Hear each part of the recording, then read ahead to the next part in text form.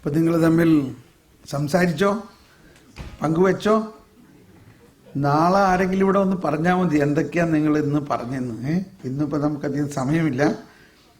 നിങ്ങൾ എന്തെങ്കിലും പുതിയ ആശയങ്ങൾ അങ്ങോട്ടും ഇങ്ങോട്ടും പങ്കുവെച്ചോ എന്നുള്ളത് നാളെ ഒന്ന് പറയണം.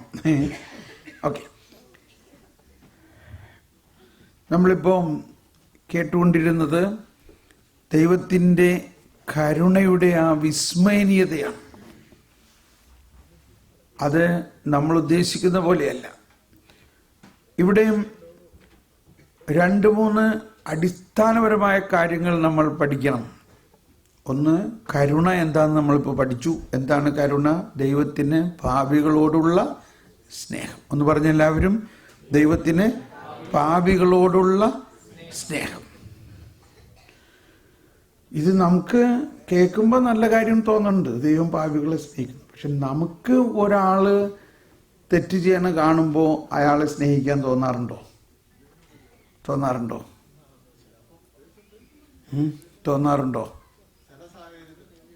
അതെ. പ്രത്യേകിച്ച് നമ്മളെ ഏറ്റവും അടുത്ത ആൾക്കാർ, നമ്മളുടെ ഭാര്യ, ഭർത്താവ്, മക്കള്, ഇവരെല്ലാം തെറ്റ് ചെയ്യണ കാണുമ്പോൾ നമുക്ക് ഭയങ്കര ബുദ്ധിമുട്ടാണ്. ഇവിടെയാണ് നമ്മളിലുണ്ടാകേണ്ട മാറ്റം. അതിന് നമ്മൾ സ്വയം മാറ്റാൻ സാധ്യമല്ല എന്നതാണ് മനസ്സിലാക്കേണ്ട പ്രധാന ഘടകം. ഇനി അതിലേക്ക് വേണ്ടി പഠിക്കേണ്ടത് അടുത്ത ഒരു വാക്കാണ്. നമ്മൾ വളരെയധികം കേട്ടിട്ടുള്ളൊരു വാക്കാണ് കൃപ. മിശിഹാ കർത്താവിൻ കൃപയും. കർത്താവേ, ഞങ്ങളുടെ മേൽ കൃപയുണ്ടാകണമേ എന്ന് ഒരു ദിവസം എത്ര പ്രാവശ്യം നമ്മൾ പറയും. ഇനി എന്താണ് ഈ കൃപ? കൃപ എന്നാൽ എന്താകുന്നു? യോഹന്നാന്റെ സുവിശേഷത്തിന്റെ ആരംഭത്തിൽ 1-ാം അധ്യായം 16-ാമത്തെ വചനത്തിൽ പറയുന്നത്, അവന്റെ പൂർണ്ണതയിൽ നാം എല്ലാം, ആരെങ്കിലും കംപ്ലീറ്റ് ആക്കാമോ? ബാക്കി, കൃപയ്ക്കുമേൽ കൃപ സ്വീകരിച്ചിരിക്കുന്നു. തുറന്നു പറയുകയാണ്, നിയമം മോശ വഴി വന്നു, കൃപയും സത്യവുമാകട്ടെ യേശു വഴി വന്നു. എന്താണ് കൃപ?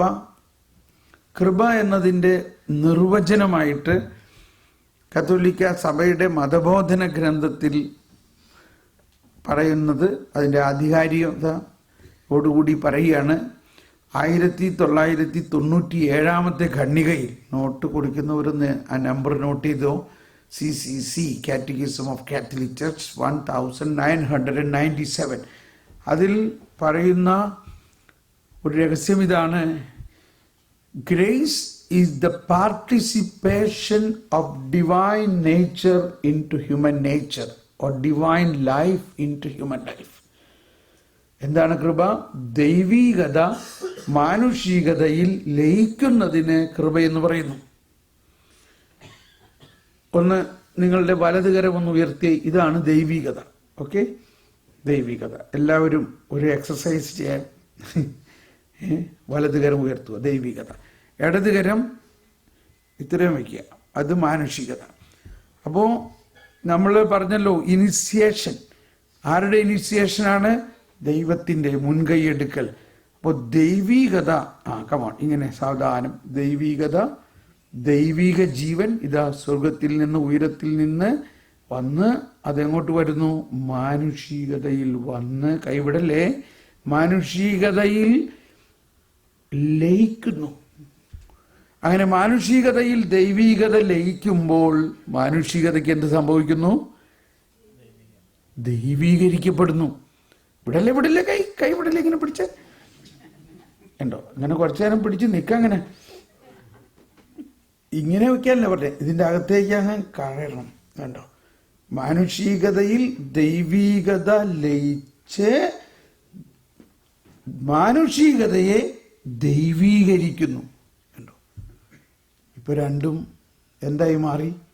ഒന്നായി. ദൈവവും മനുഷ്യനും ഒന്നായി എന്ന് പറയുമ്പോൾ അങ്ങനെ ആ ഒന്നാകുമ്പോൾ ദൈവം മനുഷ്യനെ ദൈവത്തെ പോലെ തന്നെ മുഴുവനും ആക്കുകയാണ്. അവരെത്ര വലിയ പാപിയായാലും അവൻ ദൈവമകനാണ്. ആ ദൈവമകനെ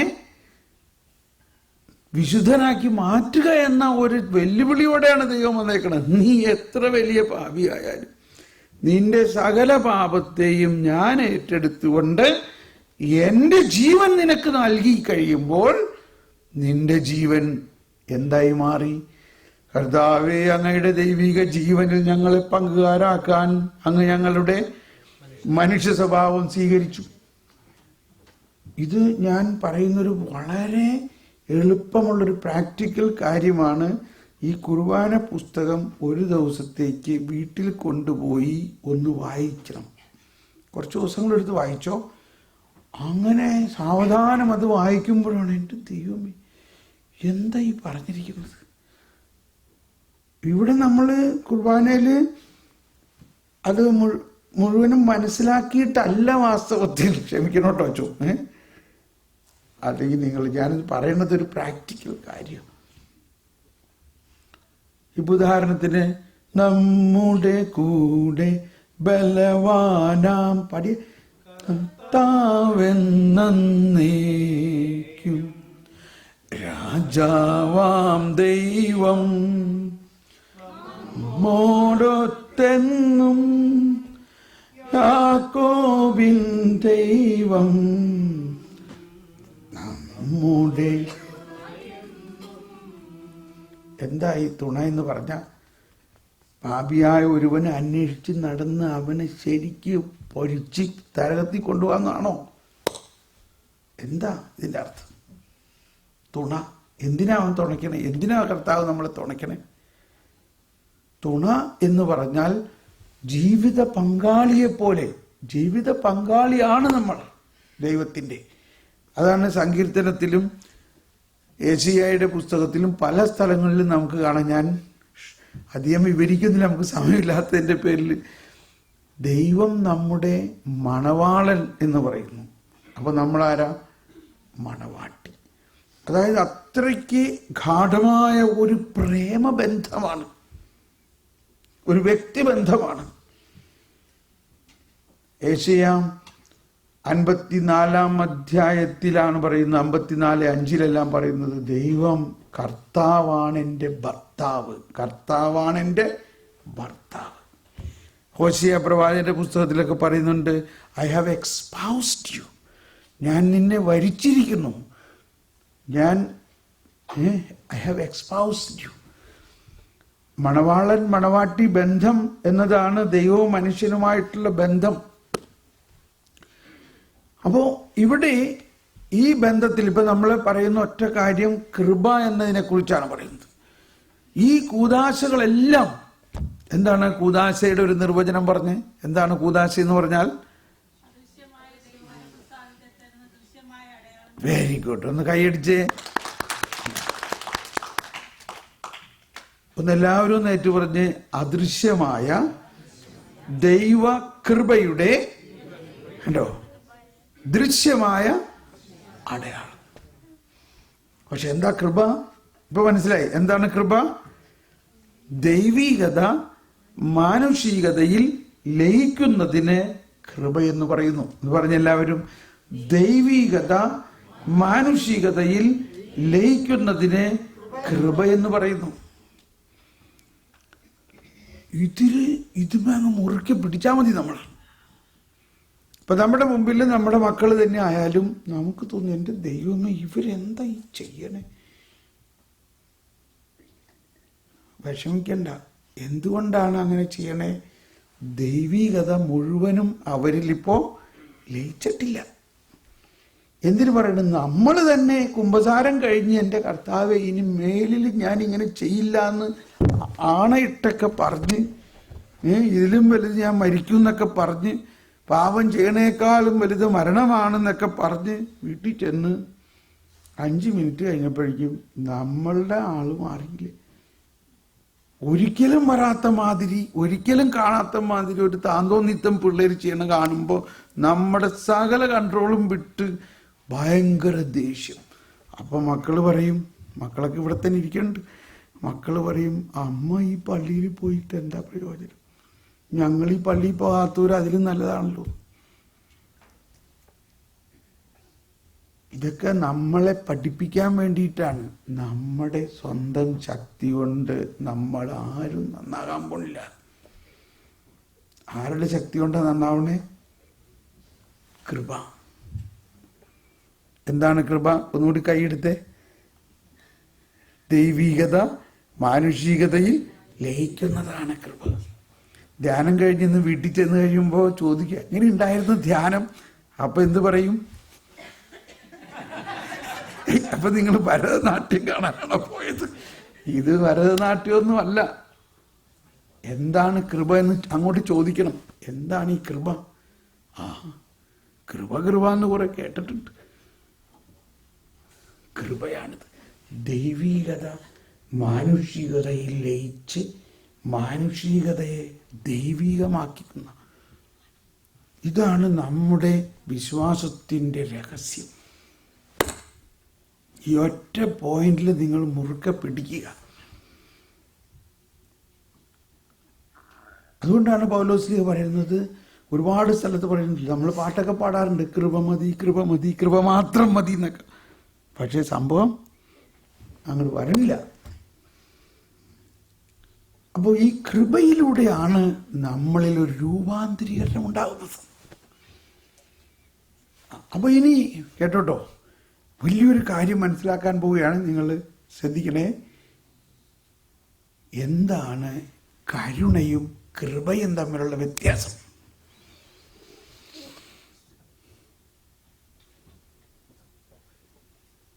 ആരെങ്കിലും ഒന്നും പറയാൻ ശ്രമിക്കുക. ഇത് പറയാൻ ശ്രമിക്കുന്നതൊക്കെ നമ്മളിതിന് ചിന്തിക്കാൻ വേണ്ടിയിട്ടാണ്.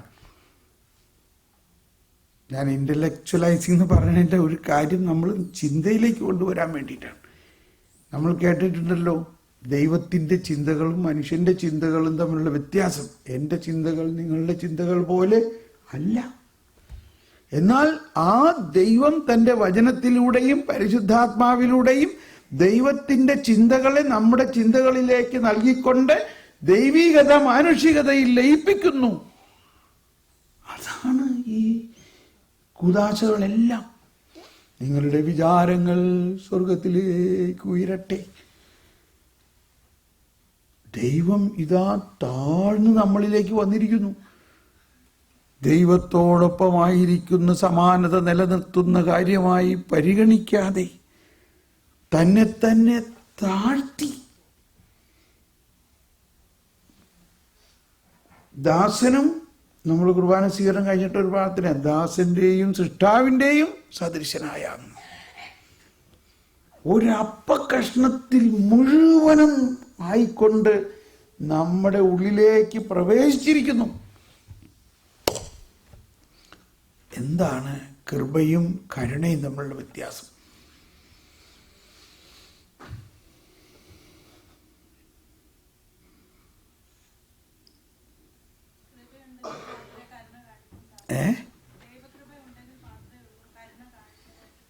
ശരിയാണ്. പക്ഷെ എന്താണ് ഇത് തമ്മിലുള്ള വ്യത്യാസം? എന്താ?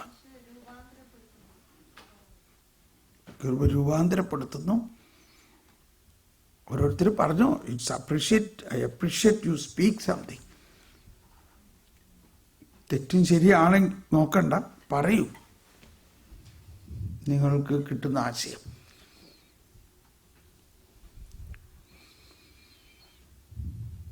നാളെ ഇതിനും വലിയ വലിയ ചോദ്യങ്ങൾ വരാനിരിക്കുകയാണ് കേട്ടോ. പക്ഷെ അതൊന്ന് പേടിച്ച് വരാതിരിക്കരുത്. ഓക്കെ, ഇത് ഭയങ്കര രഹസ്യമാണ് പറയാൻ പോണത്. ശ്രദ്ധിക്കണേ. എല്ലാവരും ഒന്ന് കൈവീശി കാണിച്ച്, കൈവീശി അടുത്ത ആളുടെ പുറത്തൊന്ന് തട്ട്. മനസ്സിലായോ? ഒരു കാരണവശാലും ആ ആള് ഉറങ്ങിപ്പോകരുതെന്നുള്ളതാണ് നമ്മുടെ ലക്ഷ്യം. ജോലിയെല്ലാം കഴിഞ്ഞ് ക്ഷീണിച്ച് വരുന്ന ആളുകൾക്ക് തീ ഉറങ്ങൊക്കെ പോകാനുള്ള സാധ്യതയുണ്ട്. അതുകൊണ്ട് നമ്മൾ അടുത്ത ആളെ സഹായിക്കണം, ഒന്ന് തട്ടി. ശ്രദ്ധിക്കണേ, കൃപ വിശ്വാസം വഴിയാണ് ലഭിക്കുന്നത്. മനസ്സിലായോ? കൃപ വിശ്വാസം വഴിയാണ്. കാരണം കൂദാശ വിശ്വാസികൾക്കാണ്, ഇല്ലേ? എഫേസോസുകാർക്ക് ഇത് ലേഖനം 2-ാം അധ്യായം 8-ാമത്തെ വചനം, വിശ്വാസം വഴി കൃപയാലാണ് നാം രക്ഷിക്കപ്പെടുന്നത്. എന്നാൽ കരുണയാണെങ്കിലോ വിശ്വാസം വേണ്ട. വിശ്വാസമില്ലാത്തവനും കരുണ ലഭിക്കണം. ഒന്നും വേണ്ട. അതാണ്, വിശ്വാസമില്ലാത്തവനും കരുണ ലഭിക്കും. അപ്പൊ കരുണയാണ് ഫസ്റ്റ് സ്റ്റെപ്പ്. ഇപ്പൊ പെട്ടെന്ന് മനസ്സിലാക്കാൻ മത്തായിയുടെ കാര്യത്തിന് എടുക്കാം. മത്തായി വിശ്വാസിയായിരുന്നോ? വിശ്വാസിയായിരുന്നോ? അല്ല. സക്കേവൂസ് വിശ്വാസിയായിരുന്നോ? അല്ല. സക്കേവൂസിനെ വഴിയരിയിൽ നിന്നിട്ട് പറയാണ്, സക്കേവൂസ് നീ വേഗം ഇറങ്ങി വരിക, ഞാൻ ഇന്ന് നിന്റെ ഭവനത്തിലേക്ക് വരികയാണ്. ഇനിഷ്യേഷൻ കണ്ടോ? ആ ഇനിഷ്യേറ്റീവ് ആരുടെ ഇനിഷ്യേറ്റീവാണ് ഇവിടെ? സക്കേവൂസിന്റെ ഇനിഷ്യേറ്റീവാണോ? അല്ല. ആരുടെ ഇനിഷ്യേഷൻ? ദൈവം തന്നെ. നമ്മൾ ആരെങ്കിലും വഴിയിൽ കൂടി പോകുമ്പോ ഞാൻ ഇന്ന് നിന്റെ വീട്ടില്, നമുക്ക് പരിചയമുള്ള ഒരാളോടാണെങ്കിൽ തന്നെ പറയോ, ഞാൻ നിന്റെ വീട്ടിൽ വരാണെന്ന് ഭക്ഷണം കഴിക്കാൻ? You are not invited. ഇല്ലേ? നിനക്ക് ഇൻവിറ്റേഷൻ തന്നില്ലല്ലോ നമ്മൾ. എന്തുകൊണ്ട് ഒരു ഇൻവിറ്റേഷനും ഇല്ലാതെ വിളിക്കാത്ത, സാധാരണ പറയല്ല, വിളിക്കാത്ത സദ്യക്ക് ഉണ്ണാൻ പോയി എന്നുകൊണ്ട് ഒരു കർത്താവ് ശോഭിക്കുക. ഇതിൽ കൂടുതൽ താഴണോ? വിളിക്കാത്ത സദ്യക്ക് ഉണ്ണാൻ പോണു. അതിന് മറ്റൊരു വിധത്തിൽ പോസിറ്റീവായിട്ട് ചിന്തിക്കണം. ആരുടെ വീട്ടിലാ അങ്ങനെ വിളിക്കാണ്ട് നമുക്ക് പോകാൻ പറ്റണത്? ആരുടെ വീട്ടിലാ നമ്മൾ വിളിക്കാണ്ട് അങ്ങനെ പോണേ? പറയും. ഏറ്റവും അതാണ്, ദാറ്റ്സ് ദ പോയിന്റ്. നമ്മൾ ഏറ്റവും അടുത്ത, നമ്മുടെ സ്വന്തം സഹോദരൻ, നമ്മള് അവിചാരിതമായിട്ട് ആ പട്ടണത്തിൽ ചെല്ലാനിടയായി. വിളിച്ചു പറയാനൊന്നും പറ്റില്ലേ. അവിടെ ചെന്നപ്പോ വഴിക്ക് വെച്ച് ഞാൻ പറയുന്നത്, ഞാനിന്ന് വീട്ടിൽ വരണ്ടിട്ട ഊണ് കഴിക്കാൻ ഞാനും ഉണ്ടാവും, ഞാൻ വരികയാണ് അങ്ങോട്ട്. We have the freedom. അങ്ങനെ ഒരു ഫ്രീഡമാണ് ഈ കരുണയുടെ അവസ്ഥ. എന്തുകൊണ്ടാണ് ആ ഫ്രീഡം? ശ്രദ്ധിച്ചോട്ടോ. ആ സക്കേവൂസിന്റെ വീട്ടിൽ ചെന്നിട്ട് എന്താ പറഞ്ഞത്? നീയും അബ്രാഹത്തിന്റെ മകനാണ് എന്ന് പറഞ്ഞാൽ, കർത്താവ് ശോഭിച്ച ആരുടെ മകനാണ്? അബ്രാഹത്തിന്റെ മകനും ദാവീദിന്റെ മകനുമായ കർത്താവ് ശോഭിച്ച എന്ന വംശാവലിയിൽ പറഞ്ഞിരിക്കണം, ഇല്ലേ? സക്കേവൂസിനോട് പറയാണ്, നീയും അബ്രാഹത്തിന്റെ മകനാണ്. അതായത് നമ്മള് രണ്ടും, നമ്മള് ചേട്ടനും അടിച്ചിരുവാ, നമ്മള് സഹോദരരാണ്. അതുകൊണ്ട് അബ്രാഹത്തിനോട് കർത്താവ് അരുളി ചെയ്തിരിക്കുന്ന വാഗ്ദാനങ്ങൾ നടപ്പിലാക്കാൻ വേണ്ടിയാണ് ഞാൻ വന്നിരിക്കുന്നത്. എന്റെ ദൈവമേ, എന്റെ മേല് കുളിര് കോരിയാണ്. എന്തിനാ യേശുക്രിസ്തു വന്നിരിക്കുന്നത്? അബ്രാഹത്തിനോട് ദൈവം ചെയ്തിരിക്കുന്ന വാഗ്ദാനങ്ങൾ നടപ്പിലാക്കാൻ. ആ വാഗ്ദാനങ്ങൾ അനുസരിച്ച് ഞാൻ നിന്റെ ഭവനത്തിൽ വന്ന് നിന്നെ രക്ഷിക്കണം, നിന്നെ അനുഗ്രഹിക്കണം, നിന്റെ ജീവിതം അനുഗ്രഹമാക്കി മാറ്റണം എന്നത് എൻ്റെ ഇനിസിയേഷനാണ്. ആ സക്കേവൂസിന് ഒരു വിശ്വാസവുമില്ല കർത്താവിലും യേശുവിലും ഒന്നും.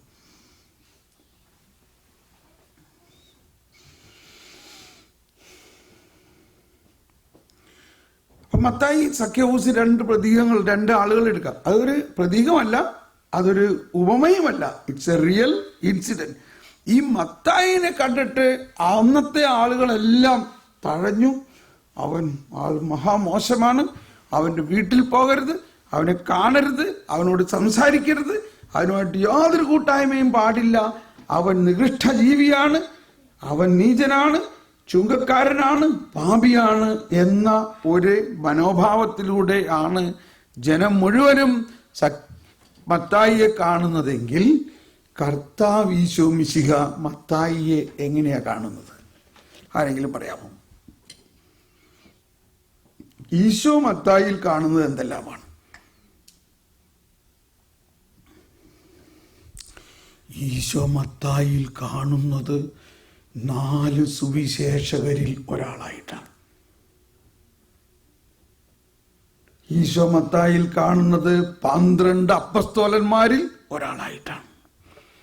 ഈശോ മത്തായിയിൽ കാണുന്നത് തനിക്ക് വേണ്ടി ജീവനോടെ തീയിൽ പൊരിയപ്പെടുന്ന ഒരു രക്തസാക്ഷിയായിട്ടാണ്.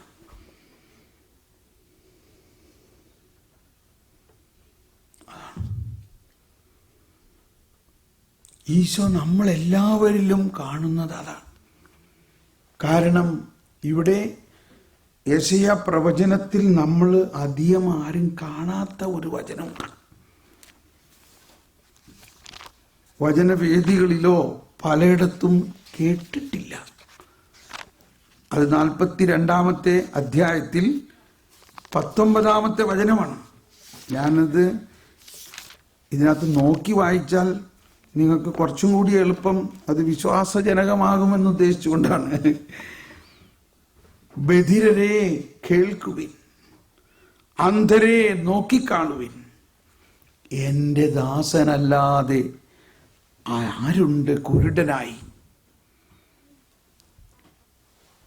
എൻ്റെ വിശ്വസ്തനെ പോലെ, ഞാൻ അയക്കുന്ന ദൂതനെ പോലെ ബധിരൻ ആരുണ്ട്? എൻ്റെ വിശ്വസ്തനെ പോലെ, കർത്താവിൻ്റെ ദാസനെ പോലെ കുരുടനായ ആരുണ്ട്? അവൻ കണ്ടിട്ടും കാണുന്നില്ല, കേട്ടിട്ടും കേൾക്കുന്നില്ല. ഇതാരെക്കുറിച്ചാണ് പറഞ്ഞിരിക്കുന്നത്? ആരെക്കുറിച്ചാണ് പറഞ്ഞിരിക്കുന്നത്? ആരെക്കുറിച്ചാ? അതാണ് യെശയ്യായിൽ കർത്താവിൻ്റെ ദാസൻ എന്ന് പല ഗീതങ്ങളുണ്ട്. കർത്താവിൻ്റെ ദാസൻ എന്നിവിടെ പറയുന്നത് വരാനിരിക്കുന്ന മിശിഹ, കർത്താവ് ഈശോ മിശിഹയെ കുറിച്ചാണ്. അവിടെ പറയാണ്, എൻ്റെ ദാസനെ പോലെ അന്ധനായ ആരുണ്ട്?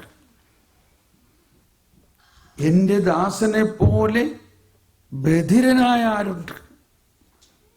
അവൻ കണ്ടിട്ടും കാണുന്നില്ല, അവൻ കേട്ടിട്ടും കേൾക്കുന്നില്ല. ഇതാണ് കരുണയുടെ ആ ഉച്ചകോടി അവസ്ഥ. ദൈവത്തിൻ്റെ കരുണാസമ്പന്നനായ ദൈവം മനുഷ്യരുടെ പാപങ്ങൾ അവർക്കെതിരെ പരിഗണിക്കാതെ, കണ്ടോ, മനുഷ്യരുടെ പാപങ്ങൾ അവർക്കെതിരെ പരിഗണിക്കാത്ത എന്തുകൊണ്ട്? ദൈവം ആ പാപം കാണുന്നേ ഇല്ലെന്നേ.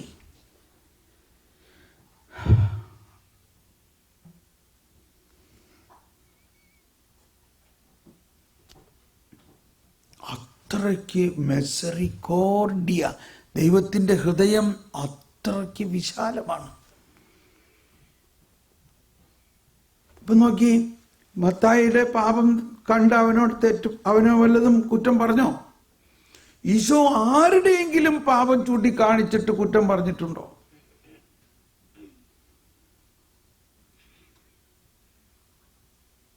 നമുക്കറിയാം, ആ പാപിനിയായ സ്ത്രീയെ കല്ലെറിയാമെന്ന, അത് ഇനി വിശദമായിട്ട് പഠിക്കേണ്ട ഒരു കാര്യമാണ്. അവിടെ ഫരിസേയർ വന്നിട്ട് പറയാണ്, ഇവള് പാപിനിയാണ്, ഇയാള് കണ്ടതാണ്, അവർക്ക് പ്രൂഫ് ഉണ്ടെങ്കിൽ കല്ലെറിഞ്ഞ് കൊല്ലാം. 2 സാക്ഷി ഉണ്ടായാൽ മതി, നമുക്ക് സാക്ഷികളുണ്ട്. പക്ഷെ ഈശോ ഇതൊന്നും കേൾക്കാനേ ഇല്ല, കാണണേ ഇല്ല. അദ്ദേഹം അവിടെ താഴോട്ട് കുരിഞ്ഞിരുന്ന് എന്തോ എഴുതിക്കൊണ്ടിരിക്കുക. അവൻ കണ്ടിട്ടും കാണുന്നില്ല, അവൻ കേട്ടിട്ടും പരിഗണിക്കുന്നില്ല. ഇതാണ് കരുണയുടെ വിസ്മയനീയത.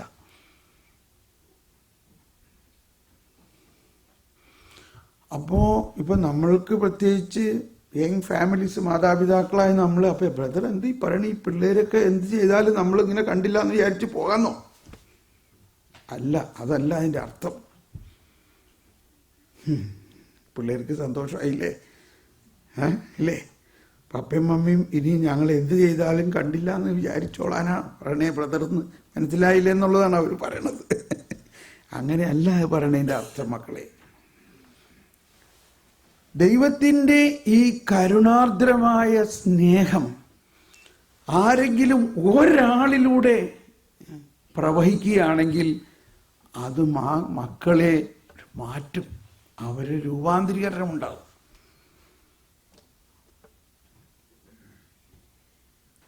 ഇത് വിശ്വാസത്തിന്റെ വലിയ ഒരു രഹസ്യമാണത്. അതുകൊണ്ടാണ് പഴയ നിയമത്തിൽ തന്നെ ഈ കരുണയെക്കുറിച്ച് പറയുന്നുണ്ട്, സൂചനകൾ തരുന്നുണ്ട്, പ്രവചനങ്ങളുണ്ട്. പക്ഷേ പഴയ നിയമത്തിൽ കരുണ പൂർണ്ണമായിട്ട് അവതരിക്കപ്പെട്ടിട്ടില്ല. എന്തുകൊണ്ടാണ്? കാരണം ഈ കരുണ മനുഷ്യാവതാരം ചെയ്താൽ മാത്രമേ ഇത് അനുഭവമാവുള്ളൂ. പ്രവചിച്ചാൽ അനുഭവമാവില്ല, സംസാരിക്കണോണ്ടും അനുഭവമാവില്ല. അപ്പോൾ പുതിയ നിയമം എന്ന് പറഞ്ഞാൽ എന്താണ്?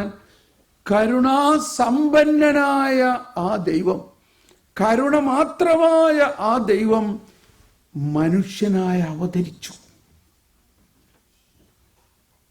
എന്നിട്ട് ആ മനുഷ്യ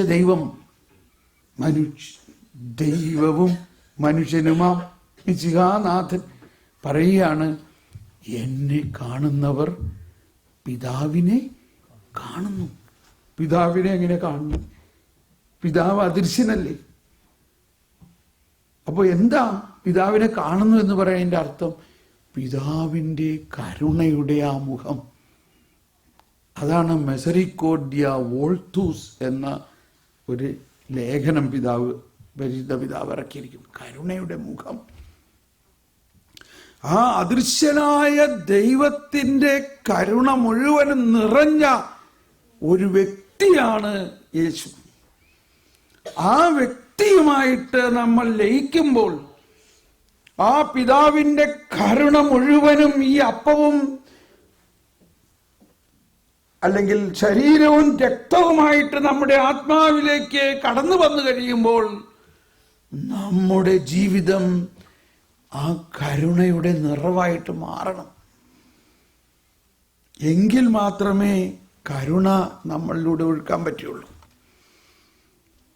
this was not possible in the Old Testament. ഇത് പഴയ നിയമത്തിൽ സാധ്യമല്ല. അഥവാ പുതിയ നിയമത്തിലൂടെ മാത്രമേ. അതാണ് പുതിയ നിയമം, അതാണ് ന്യൂ കവനന്റ്. മോശയിലൂടെ ഉണ്ടായ 10 കൽപ്പനകൾ മതിയായിരുന്നു എങ്കിൽ ഈ യേശുവിലൂടെ യേശു വരേണ്ട ആവശ്യമുണ്ടായിരുന്നോ? നമ്മളുടെ സുറിയാനി കുർബാനയിലെ ഒരു പാട്ടാണ്. എനിക്ക് പാട്ട് പാടാൻ അറിയില്ല. ചിലപ്പോൾ ഞാൻ പാട്ട് പറയണമാതിരി ആയിരിക്കും. അച്ഛനൊന്ന് നിങ്ങളൊന്ന് മൂളിക്കൊടുത്താൽ മതി. അതിൻ്റെ കൂടെ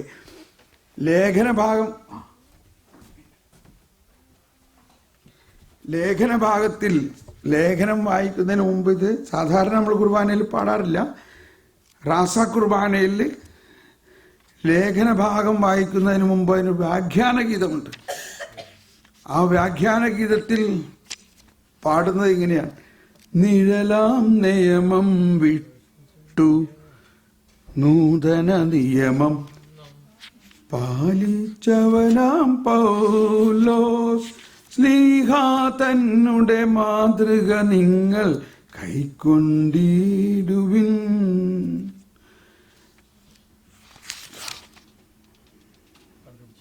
കണ്ടുപിടിച്ചു. ഈ പുസ്തകം എനിക്ക് വളരെ ഇഷ്ടമുള്ള പുസ്തകമാണ്. ഞാൻ ഇതിൽ നിന്നാണ് ഒരുപാട് കാര്യങ്ങൾ പഠിച്ചത്.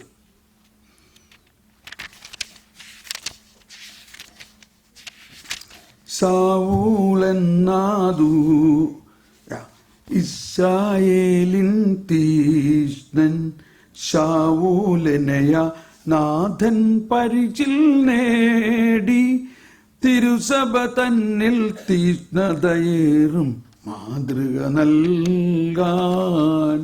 ട്യൂണൊക്കെ താളമൊന്നും ഉണ്ടാവില്ല. ശാവൂലൻ അതാണ്, ഒന്ന് പാടിയാൽ നന്നായിരിക്കും.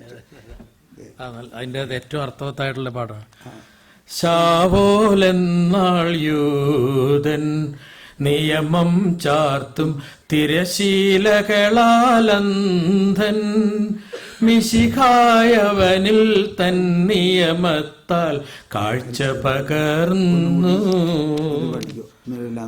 നിഴലാം നിയമം വിട്ടു നൂതന നിയമം പാലിച്ചവനാം പൗലോസ് ശ്ലീഹാ തന്നുടെ മാതൃക നിങ്ങൾ കൈക്കൊണ്ടിടുവിൻ. ഇസ്രായേലിൻ തീഷ്ണൻ ശാവോലിനയ നാഥൻ പരിചിൽ നേടി തിരുസഭ തന്നിൽ തീഷ്ണതയേറും മാതൃക നൽകാൻ. ഓക്കെ, താങ്ക് യു അച്ചോ.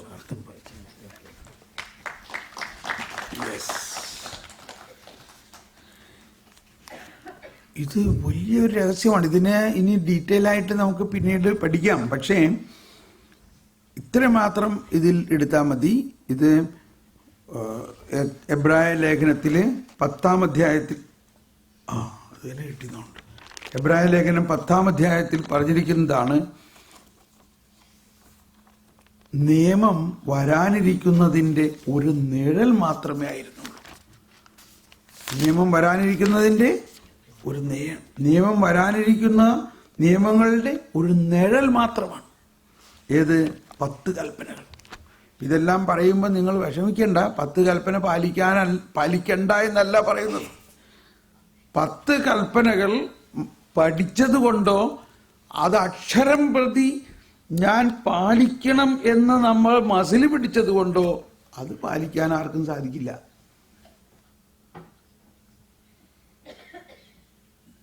അത് പാലിക്കുന്നത് കർത്താവ് ഈശോ മിശിഹായിലൂടെയാണ് അത് പാലിക്കുന്നത്. അതുകൊണ്ടാണ് ഈശോ പറഞ്ഞത്, ഞാൻ വന്നിരിക്കുന്നത് നിയമത്തെ അസാധുവാക്കാനല്ല, മറിച്ച് വാസ്തവത്തിൽ എന്നിലൂടെ മാത്രമേ ആ നിയമം നിങ്ങൾക്ക് പൂർത്തിയാക്കാൻ പറ്റുള്ളൂ. എങ്ങനെ? അതാണ് നിയമം മോശ വഴി വന്നു, എന്നാൽ കൃപയും സത്യവുമാകട്ടെ യേശു വഴി വന്നു. അപ്പൊ യേശു വഴി വന്നിരിക്കുന്ന ആ കൃപ നമ്മുടെ ആത്മാവിൽ ലയിച്ചു കഴിയുമ്പോൾ നമ്മൾ, ഇത് പറഞ്ഞ നിങ്ങൾ തെറ്റിദ്ധരിക്കരുത്, നമ്മൾ നിയമത്തിന് പുറത്തായി എന്ന് പറഞ്ഞാൽ നിയമത്തെക്കാൾ വലിയ ഒരു വിശുദ്ധി നമുക്ക് കിട്ടുകയാണ്. നമ്മൾ വിശുദ്ധരായി. ഇപ്പോൾ ഒരിക്കൽ ഞാനൊരു സ്ഥലത്ത് വിശുദ്ധ കുർബാന, ഞാൻ സാധാരണ ഫ്രണ്ടിലായിരിക്കാറ്, അന്ന് ഇത്തിരി ലേറ്റായി. അപ്പോൾ ഞാൻ പുറകിൽ തന്നെ ഇരുന്നു. നമ്മുടെ വിശുദ്ധ കുർബാന സ്വീകരണത്തിന് മുമ്പ് ഇങ്ങനെ പറയും, വിശുദ്ധ കുർബാന വിശുദ്ധർക്കുള്ളതാകുന്നു എന്ന് പറഞ്ഞപ്പോൾ അവിടെ ഇരുന്ന് ഒരുത്തൻ അങ്ങ് ചമ്മടപ്പടി ഇട്ട് താഴെ പോയിരുന്നു. പറഞ്ഞാൽ എനിക്ക് അങ്ങനെയാണെങ്കിൽ വേണ്ട, പണിയുണ്ടാകും, നോക്ക്, വിശുദ്ധ കുർബാന വിശുദ്ധർക്കുള്ളത്, പിന്നെ ഞാനൊക്കെ എന്തിനാ വന്നേക്ക, ഈ ഒരു ചിന്തയിൽ. അപ്പം ഞാൻ കുർബാന കഴിഞ്ഞപ്പോൾ അദ്ദേഹത്തോട് ചോദിച്ചു, നീ എന്താ കുർബാന സ്വീകരിക്കാഞ്ഞത്? വിശുദ്ധ കുർബാന വിശുദ്ധർക്കുള്ളതാണെന്ന് പറഞ്ഞു. നമുക്ക് പിന്നെ എന്ത് ചെയ്യാൻ പറ്റും? ഞാൻ പറഞ്ഞു, എടാ മോനെ, നീ ആരാ? നിനക്കറിയോ നീ ആരാന്ന്? എന്ന് പറഞ്ഞ ഈ വിശുദ്ധ കുർബാന വിശുദ്ധർക്കുള്ളതാണെന്ന് പറയുന്നത് പൗലോസ്ലീഹ സകല ലേഖന ഭാഗത്തും വിശുദ്ധർ എന്ന് പറയുന്നത് ഈ ക്രിസ്ത്യാനികളെയാണ്. അതായത് ക്രിസ്തുവിൽ വിശ്വസിച്ച് മാമോദീസ സ്വീകരിച്ച് സ്ഥൈര്യലേപനം സ്വീകരിച്ചിരിക്കുന്ന നമ്മൾ വിശുദ്ധരാണ്.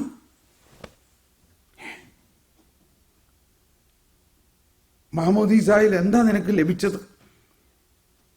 നിന്റെ സകല പാപങ്ങളിൽ നിന്നും നിന്നെ മുറിച്ചു മാറ്റി പുതിയ സൃഷ്ടിയാക്കി കർത്താവ് ഈശോ മിശിഹായെ പോലെ തന്നെ ആക്കിയിരിക്കുന്നു. ജീവന്റെ അടയാളം മുദ്ര കുത്തിയിരിക്കുന്നു.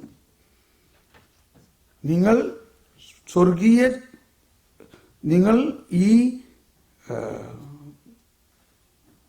എന്താ പറയുന്നത്, അപ്പസ്തോലന്മാരുടെ സഹപൗരരാണെന്ന് പറയുന്നത്. അയ്യോ, അപ്പോഴാണ് അവർ മനസ്സിലാവുന്നത്.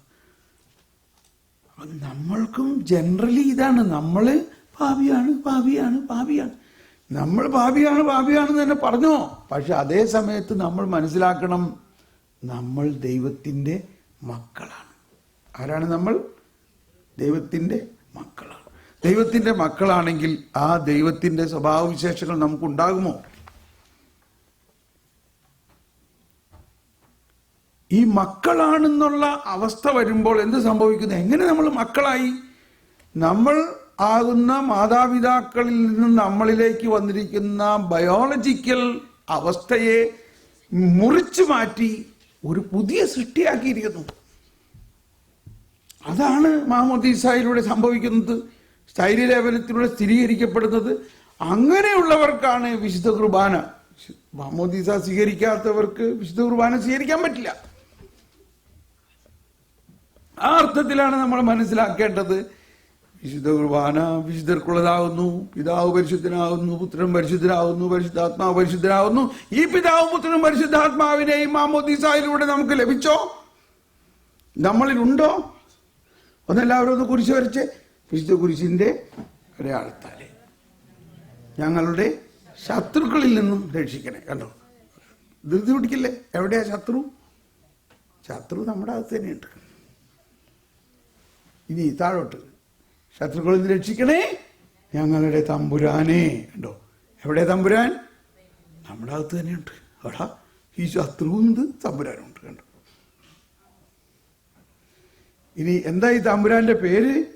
പിതാവിന്റെയും പുത്രന്റെയും പരിശുദ്ധാത്മാവിന്റെയും നാമത്തിൽ. ഇനി മറിച്ചു വരച്ച്, പിതാവിന്റെയും പുത്രന്റെയും പരിശുദ്ധാത്മാവിന്റെയും നാമത്തിലുള്ള തങ്ങളുടെ തമ്പുരാനെ, ശത്രുക്കളിൽ നിന്ന് ഞങ്ങൾ രക്ഷിക്കണേ വിശുദ്ധ കുരിശിന്റെ അടയാളത്താൽ. കണ്ടോ, ഇപ്പൊ കൃത്യമായിട്ട് മനസ്സിലായില്ലേ? അപ്പൊ ആരാ നമ്മുടെ ഉള്ളിലുള്ളത്? ഈ ത്രിത്വൈക ദൈവമാണ്. അപ്പൊ ഈ ത്രിത്വൈക ദൈവം നമ്മൾ ഇരുന്നിട്ട് എന്താ ചെയ്യണേ? ഈ ത്രിത്വൈക ദൈവം നമ്മളുടെ ഉള്ളിൽ ദൈവികമായ സകല അനുഗ്രഹങ്ങളും കരുണയോടെ, നമ്മുടെ സഹകരണം മാത്രം മതി, നമ്മളത് സ്വീകരിച്ചാൽ മാത്രം മതി. ഒരു മാഗ്നറ്റ്, എഞ്ചിനീയറിംഗ് ഉദാഹരണം, അല്ലെങ്കിൽ സയൻസ് പഠിച്ചിട്ടുള്ളവരാണ്. ഒരു മാഗ്നറ്റ്, ഇപ്പോൾ 1 കിലോ ഉള്ള ഒരു മാഗ്നറ്റിന് 6 കിലോ ഉള്ള ഒരു